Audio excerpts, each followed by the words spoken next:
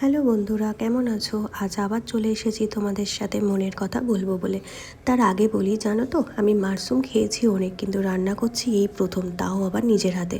তোমরা মাশরুম কিভাবে রান্না করো আমাকে একটু কমেন্টে বলো, আর আমার রেসিপিটা কেমন হয়েছে সেটাও একটু বলো। যাই হোক, আজ বলি আমার আর একটা মনের কথা। জানো তো আমার বাচ্চা খুবই ছোট, সব সময় সব কিছু হয়ে ওঠে না ওর জন্য, তাও যেটুকু পারি নিজের না করে ওর খেয়ালই রাখি। তবে জানোই তো, তোমরাও তো জানো যে নতুন মাদের হচ্ছে ছোট বাচ্চা মেনটেন করা কতটা ডিফিকাল্ট হয়ে যায়। সব কিছু মেনটেন করে একটু তালবেতাল হলে কেউ ছাড়ে না কথা শোনাতে। এই যেমন ধরো, বাচ্চার শরীর খারাপ হলে মায়ের দোষ, বাচ্চা কেন খাচ্ছে না মায়ের দোষ, বাচ্চা রোগা কেন সেটাও মায়ের দোষ। এই যেন সেই হরেক মাল সবই 10 টাকার মতো। আচ্ছা বলো তো, কোনো মা নিজের জীবন থাকতে কোনো বাচ্চার ক্ষতি হতে দেয়? তাও প্রত্যেক মাকে কেন দায়ী করা হয় সেটা আজও আমি বুঝলাম না। যুগ যুগ ধরে এই একই ব্যাপারটা হয়ে আসছে।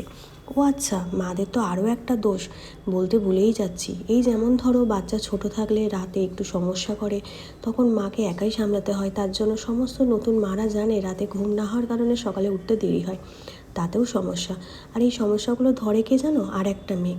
এই জন্যই বোধহয় কথাই বলে মেয়েরা মেয়েদের শত্রু। আচ্ছা দেখো, তোমাদের সাথে গল্প করতে করতে অনেকটা সময় পার হয়ে গেল।